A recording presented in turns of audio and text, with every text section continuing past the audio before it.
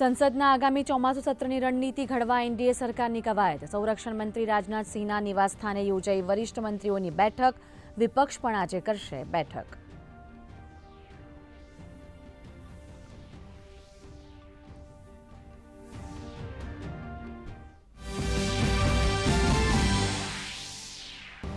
બિહારમાં મતદાતા સૂચિ પુનઃનિરીક્ષણ કામગીરી હેઠળ ચૂંટણી પંચે 95% કામગીરી કરી પૂર્ણ.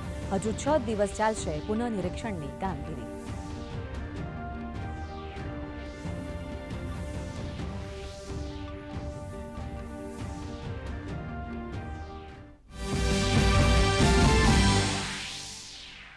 ભારતે યુરોપિયન સંઘના પ્રતિબંધો ફગાવ્યા. વિદેશ મંત્રાલયે કહ્યું, એકતરફી પ્રતિબંધોને નહીં સ્વીકારે ભારત.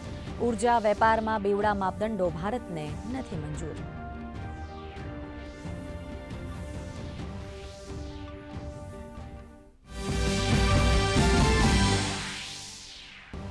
અમેરિકાની સક્રિય મધ્યસ્થતા બદલ ઇઝરાયલ અને સિરિયા યુદ્ધ વિરામ માટે તૈયાર. અમેરિકાએ સંઘર્ષ વિરામની કરી જાહેરાત. ઇઝરાયલે સ્વાગામાં સિરિયાની સેનાને આપી સીમિત પહોંચ.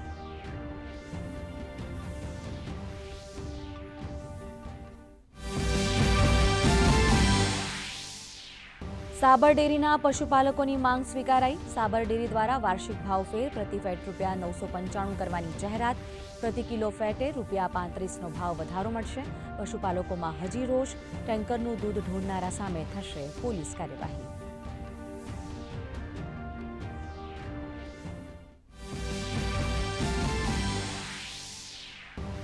રાજકોટમાં જન્માષ્ટમીના લોકમેળા મામલે મહત્વના સમાચાર. ટેમ્પરરી લાયસન્સ મંજૂર કરવાની સમયમર્યાદા 60 દિવસથી ઘટાડીને 30 દિવસ કરાઈ. ટેમ્પરરી મેળામાં હવે આરસીસી ફાઉન્ડેશન ફરજિયાત નહીં. રાજ્ય સરકારે નવો પરિપત્ર જાહેર કરી આપી છૂટછાટ.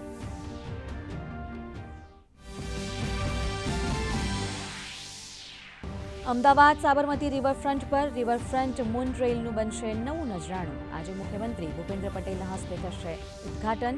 4500 ચોરસ મીટર વિસ્તારને રંગબેરંગી લાઇટથી શણગારાશે. વિવિધ રંગો અને આકૃતિવાળી દ્રશ્યાવલી લોકોના આકર્ષણનું બનશે કેન્દ્ર. છેલ્લા 24 કલાકમાં રાજ્યના 54 તાલુકાઓમાં વરસાદ. સૌથી વધુ દાહોદના ફતેપુરામાં 1.5 ઇંચ વરસાદ. મોડી રાતે અમદાવાદમાં પણ ધોધમાર વરસાદ. તો ઉત્તર ભારતના અનેક વિસ્તારોમાં પણ ચોમાસાએ પકડી રફતાર. આજે પશ્ચિમી ઉત્તર પ્રદેશ અને દિલ્હી એનસીઆરમાં વરસાદની આગાહી.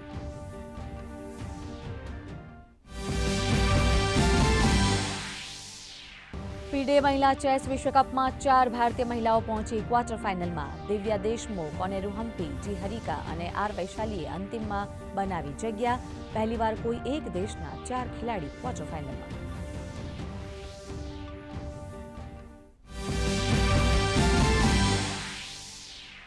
અને મહિલા ક્રિકેટમાં ભારત અને ઇંગ્લેન્ડ વચ્ચે આજે બીજી વનડે મેચ. 3 મેચની સિરીઝમાં 2-0ના ટાર્ગેટ સાથે મેદાને ઉતરશે ભારતની ટીમ.